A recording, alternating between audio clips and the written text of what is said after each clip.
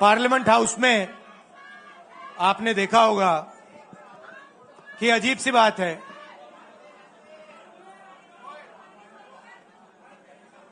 BJP की जो पूरी मूवमेंट थी, राम मंदिर की, अयोध्या की मूवमेंट थी। सही बात। शुरुआत अडवाणी जी ने की थी, रथ यात्रा हुई थी, उसमें आपने अडवाणी जी को रथ पे देखा था। कहा जाता है कि नरेंद्र मोदी जी ने उस यात्रा में अडवाणी जी की मदद की थी। इनकी शुरुआत वहां हुई, राइट? ठीक है। रथ यात्रा चली और पार्लियामेंट में मैं सोच रहा था कि उन्होंने राम मंदिर का इनॉग्रेशन किया और राम मंदिर के इनॉग्रेशन में अदानी जी दिख गए, अंबानी जी दिख गए, मगर गरीब व्यक्ति वहां कोई नहीं दिखा। आपने देखा होगा, टीवी पे देखा आपने। अब उसका नतीजा बताता हूं। पार्लियामेंट में मैं यहां बैठता हूं, यहां पे अयोध्या के एमपी बैठते हैं। देखा आपने उनका चेहरा, इंडिया गठबंधन के हैं, है ना? मैंने उनसे पूछा कि भैया आप मुझे एक बात समझाओ, ये बीजेपी ने अपनी पूरी पॉलिटिक्स अयोध्या की पॉलिटिक्स थी। चुनाव के पहले इन्होंने राम मंदिर का इनॉग्रेशन किया, राम भगवान को पॉलिटिसाइज करने की कोशिश की, मीडिया में फैला दिया। मैंने उनसे पूछा भैया एक बात बताओ, यह हुआ क्या कि उन्होंने राम मंदिर का इनॉग्रेशन किया और इंडिया गठबंधन अयोध्या में चुनाव जीत गया? यह हुआ क्या? और मुझे जवाब उन्होंने दिया, मैं ये जवाब आपको देना चाहता हूं। उन्होंने कहा राहुल जी, मुझे पता लग गया था, तकरीबन 6 महीने पहले मुझे पता लग गया था कि मैं अयोध्या से लड़ूंगा, और जिस दिन मुझे पता लगा उस दिन मुझे यह भी मालूम था कि मैं सिर्फ लड़ूंगा नहीं, इंडिया गठबंधन अयोध्या से जीतने जा रहा है। मैंने कहा कि आपको कैसे मालूम? पूरी देश में, मीडिया में, सब जगह राम मंदिर का इनॉग्रेशन हुआ, तो आपको कैसे मालूम? उन्होंने कहा कि राहुल जी, जब मैं अयोध्या में लोगों से बात करता था तो मुझे अयोध्या के लोग सिर्फ 2-3 चीजें कहते थे। पहली बात कहते थे कि अयोध्या में मंदिर बनाने के लिए, क्लीन अप करने के लिए बहुत सारे लोगों से जमीन ली गई, बहुत सारे लोगों की दुकानें, घर तोड़े गए, और आज तक जिन लोगों के घर छीने गए, तोड़े गए, दुकानें तोड़ी गई, आज तक उनको नरेंद्र मोदी जी ने कॉम्पनसेशन नहीं दिया। पहली बात। जहां भी वो जाता था लोग उनसे कहते थे हमारी जमीन छीनी गई, सरकार ने हमें मुआवजा नहीं दिया। दूसरी बात, अयोध्या का इंटरनेशनल एयरपोर्ट बना, बड़ा एयरपोर्ट, जमीन किसकी गई? अयोध्या के किसानों की जमीन गई। आज तक उनको सही मुआवजा नहीं मिला। और तीसरी बात इन्होंने बताई मुझे, तीसरी बात, राहुल जी, अयोध्या की जनता को बहुत गुस्सा आया जब उन्होंने देखा कि राम मंदिर के इनॉग्रेशन में अयोध्या का एक भी व्यक्ति नहीं था। यह कारण थे। मगर मैं आपको यह कहानी क्यों बता रहा हूं? क्योंकि जो मूवमेंट अडवाणी जी ने चालू की थी, उस मूवमेंट को, जिसका सेंटर अयोध्या था, उस मूवमेंट को इंडिया गठबंधन ने अयोध्या में हरा दिया है। बहुत बड़ी बात कह रहा हूं। मतलब इनका पूरा जो सेंटर था, वहां पे हमने, आप जैसे कार्यकर्ताओं ने, कांग्रेस पार्टी के कार्यकर्ताओं ने, और आप जाके पूछिए वहां पे समाजवादी पार्टी के किसी भी नेता से पूछ लीजिए, और वो आपको बताएगा कि कांग्रेस पार्टी का कार्यकर्ता बब्बर शेर जैसे हमारे साथ खड़ा हो गया था, 1 इंच पीछे नहीं हटा। तो अयोध्या में कांग्रेस पार्टी ने, इंडिया गठबंधन ने इनको हराया है। तो अगला स्टेप क्या है? अब इन्होंने क्या किया? अच्छा, अंदर की बात बताता हूं। अब यहां आया हूं, परिवार से बात हो रही, तो अंदर की इनसाइड ट्रैक बता देता हूं। इनसाइड ट्रैक है, उसी एमपी ने बताया, राहुल जी यहां पे 3 बार सर्वे हुआ था, नरेंद्र मोदी जी वाराणसी से नहीं लड़ना चाहते थे, नरेंद्र मोदी जी अयोध्या से लड़ना चाहते थे। उनके सर्वेयर आए, 3 बार आए, नरेंद्र मोदी जी आए, और सर्वेयर ने उनको कह दिया, नरेंद्र मोदी जी अगर आप अयोध्या से लड़ेंगे, आप अयोध्या में हारेंगे,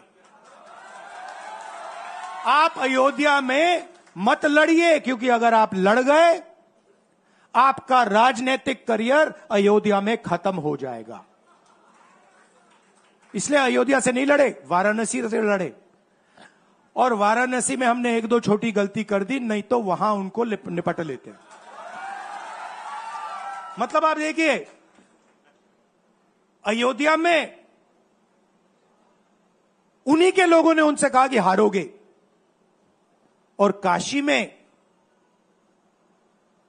कितने से जीते? 1 लाख वोट से जीते। मतलब जान बचा के निकले हैं।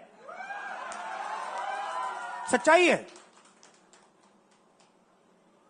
जैसे मैंने पार्लियामेंट हाउस में कहा, हमारा काम, ये जो लगा रखा है मैंने आज, ये जो चिन्ह लगा रखा है, इसको क्या कहते हैं? अभय मुद्रा कहते हैं। ये आपका चिन्ह है, इसको भूलो मत। आप आज वापस जाओगे, अलग अलग धर्म के लोग हो आप, हर धर्म में यह चिन्ह आपको दिखाई देगा। गुरु नानक जी की फोटो देखिए, महावीर की देखिए, बुद्धा की देखिए। इस्लाम में भी, जैसे मैंने पार्लियामेंट में कहा, दुआ मांगी जाती है, दोनों हाथ से ऐसे मांगी जाती है। आप शिव जी की फोटो देखिए, उसमें आपको यह दिखाई देगा। और इसका मतलब है डरो मत, डराओ मत। और मैं आपसे यहां कहने आया हूं, इन्होंने आपके ऑफिस पे, आपके कार्यकर्ताओं पर आक्रमण किया है। अब आपको डरना नहीं है, डराना नहीं है। इन्होंने हमारे ऑफिस पे धमकाकर, ऑफिस को तोड़कर हमें चैलेंज दिया है। चैलेंज क्या है? गुजरात के चुनाव में मैं आपको बता रहा हूं, हम सब मिलकर इनको गुजरात में हराने जा रहे हैं। जो हमने कहा, और लिख के ले लो, कांग्रेस पार्टी की जो आत्मा है वो गुजरात के चुनाव में लड़ेगी, और नरेंद्र मोदी और बीजेपी को गुजरात में, जैसे हमने अयोध्या में हराया है, वैसे ही हम गुजरात में इनको हराने जा रहे हैं। कौन हराएगा? हमारे लीडर हराएंगे, हमारे बब्बर शेर टाइगर हराएंगे। आप देख रहे हो, मैं बता रहा हूं आपको, देखो 50% आप में से लोग, 50% आप क्या सोच सकते थे? मैं आपको पूछता हूं, आप क्या सोच सकते थे? चुनाव से पहले आप सोच सकते थे कि अयोध्या में बीजेपी हारेगी? ना। आप सोच सकते थे कि नरेंद्र मोदी से जान बचा के निकलेगा? मतलब मार्जिन ऐसे तुक्के से निकलेगा, सोच सकते थे? मैं आपको बता रहा हूं, जैसे ये अयोध्या में हारे वैसे यहां पे हारने जा रहे हैं। आपको सिर्फ एक काम करना है, एक काम करना है आपको सिर्फ गुजरात की जनता को सिर्फ एक बात बोलनी है, आपको डरना नहीं है। बिना डरे अगर आप बीजेपी से लड़ गए, चाहे आप किसान हो, मजदूर हो, छोटे व्यापारी हो, अगर गुजरात की जनता बिना डरे लड़ गई, बीजेपी सामने नहीं खड़ी हो पाएगी।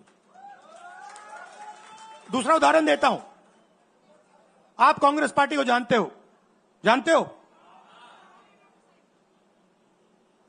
हमारी पार्टी में कोई डरता है? कैसे मालूम?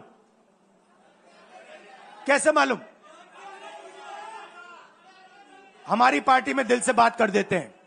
बड़ा सा बड़ा हो, राहुल गांधी हो, हमारे पार्टी के लोग कहते हैं राहुल गांधी, मुझसे कहते हैं, मेरे कमरे में आके कहते हैं, राहुल जी ये जो आपने किया हमें अच्छा नहीं लगा।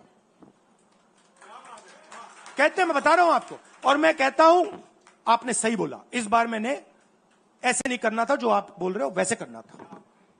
हम डरते नहीं हैं, ना हमारे कार्यकर्ता हमें बोलने से डरते हैं, ना हम अपनी कार्यकर्ता की बात सुनने से डरते हैं, ना हमारा कार्यकर्ता हमसे डरता है। अब देखिए, मैं आपको रियलिटी बता रहा हूं। बीजेपी में नरेंद्र मोदी बैठे हैं, उनकी पूरी टीम बैठी है उनके सामने। मैं आपको इंटरनल बात बता रहा हूं, उनमें से कोई नरेंद्र मोदी को नहीं चाहता, मगर कोई नहीं चाहता, मतलब पूरी लीडरशिप टीम देख लो, आगे बैठी है। मैं बता रहा हूं आपको, अंदर की बात बता रहा हूं, इनसाइड ट्रैक दे रहा हूं, कोई नहीं चाहता, मगर दम नहीं है, डरते हैं।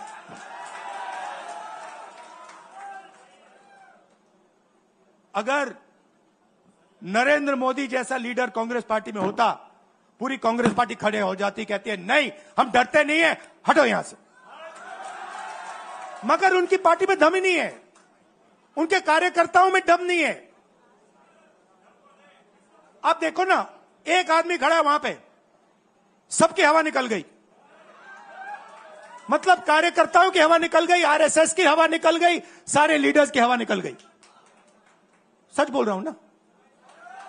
और हमारे मतलब छोटा कार्यकर्ता होता है, टाइगर होता है, आता है कांग्रेस प्रेसिडेंट के सामने, आता है राहुल गांधी के सामने, आता है, कहता है भैया मेरे दिल में ये बात है, आपको ना लगे मैं तो बोल रहा हूं। तो ये है कांग्रेस पार्टी। अंग्रेजों के साथ ये खड़े हो गए थे सारे के सारे आरएसएस वाले। हम लड़े थे, हमने कहा, देश से हमने कहा था डरो मत, डराओ मत, हमने कहा था। बीजेपी के लोगों ने हाथ जोड़ के कहा था भैया डर गए हम, जो करना है कर लो। तो आप अपनी हिस्ट्री समझो, जो डर की भावना होती है ना, वो आप में नहीं है, उनमें है। और इसी के कारण मैं आपको बता रहा हूं, कांग्रेस पार्टी गुजरात में जीतेगी और गुजरात से ही नई कांग्रेस पार्टी बनेगी। क्योंकि कांग्रेस पार्टी, मैं गहरी बात बोल रहा हूं, मैं ऐसी आलतू फालतू बात नहीं करता हूं। देखिए, कांग्रेस पार्टी बनी कहां थी? मतलब हमारे जो सबसे बड़े नेता थे, जिन्होंने रास्ता दिखाया था। आप क्या सोचते हो, जब यहां अंग्रेज राज करते थे, क्या डर नहीं था? गुजरात के व्यक्ति ने कहा था, महात्मा गांधी ने देश को कहा कि देखो, डरो मत, डराओ मत। और आग गुजरात से शुरू हुई थी। और आज अगर कांग्रेस पार्टी है,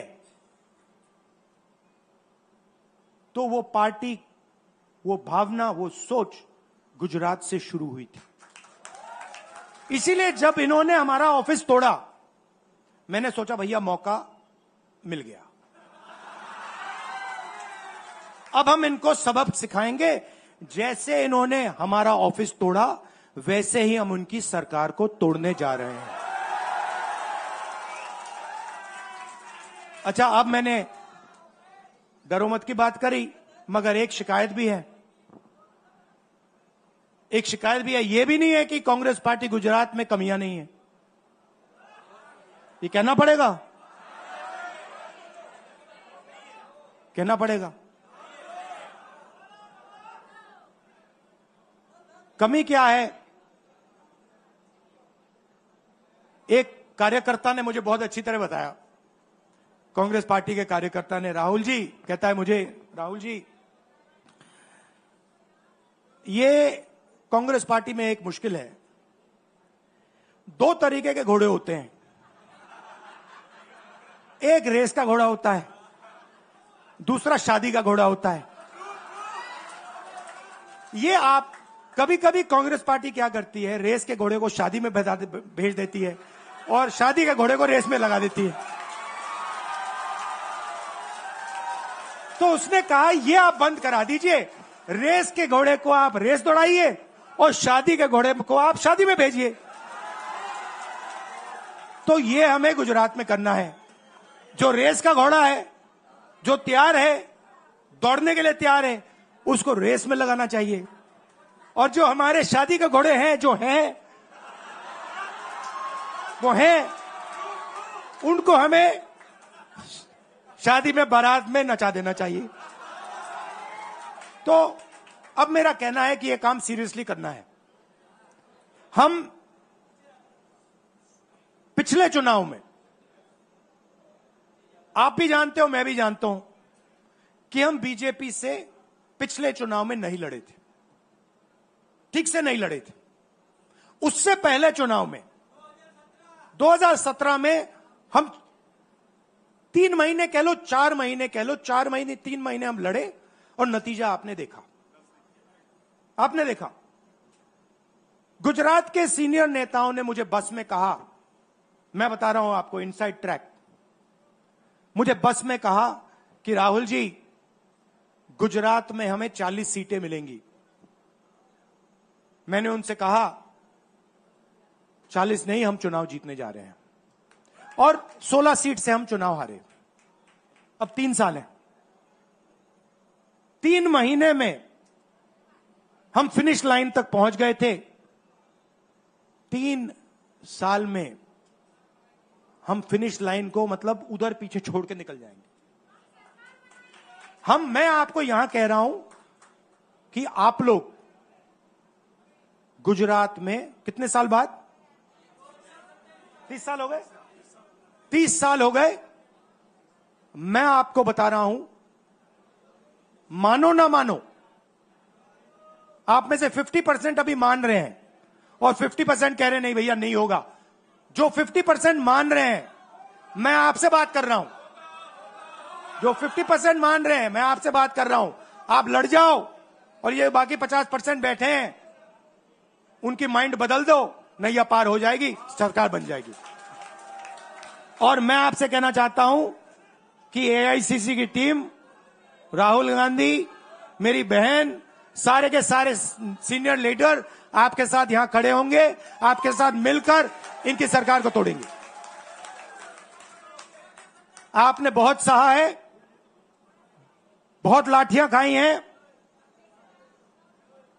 बहुत अपमान हुआ है आपका, गालियां खाई हैं आपने, अब बहुत हो गया। अब इनको हमें सबक सिखाना है और हम इनको हराने जा रहे हैं। और नफरत से नहीं, मोहब्बत से आप देखना, मोहब्बत से हम इनको हराएंगे। कैसे? क्योंकि नरेंद्र मोदी जी का जो विजन था, वो गुब्बारा जो था वो फट गया है, फटाक से वो फट गया है। आप सोचिए, पार्लियामेंट हाउस में नरेंद्र मोदी वहां बैठे, मैं यहां, और मैंने प्रधानमंत्री जी उनके सामने कहा कि नरेंद्र मोदी जी, आप एक व्यक्ति भी नहीं कह सकता हूं, पता नहीं आप क्या हैं, क्योंकि आपने ही कहा कि मैं नॉन बायोलॉजिकल हूं। मैं बायोलॉजिकल नहीं हूं, और मेरा सीधा डायरेक्ट कनेक्शन है ईश्वर से। अरे भैया, आपका डायरेक्ट कनेक्शन है ईश्वर से, तो अयोध्या कैसे हार गए? कैसे हार गए? तो हमारे प्रधानमंत्री सोचते हैं कि बाकी सब लोग बायोलॉजिकल, गुजरात की जनता बायोलॉजिकल, गांधी जी बायोलॉजिकल, हिंदुस्तान के किसान मजदूर सब लोग बायोलॉजिकल, और Narendra Modi non biological. Speaker sir ने मुझे कहा, ऐसे मत बोलिए। मैंने कहा, मैं थोड़ी बोल रहा हूं, ये तो प्रधानमंत्री बोल रहे थे, मैं तो उनकी बात कर रहा हूं। स्पीकर बिल्कुल चुप हो गए। बात तो सही है, बात तो सही है, ये राहुल गांधी के शब्द थोड़ी है, ये तो हिंदुस्तान के प्रधानमंत्री के शब्द हैं, नॉन बायोलॉजिकल। अब सोचिए, वो व्यक्ति जो अपने आप को नॉन बायोलॉजिकल समझता है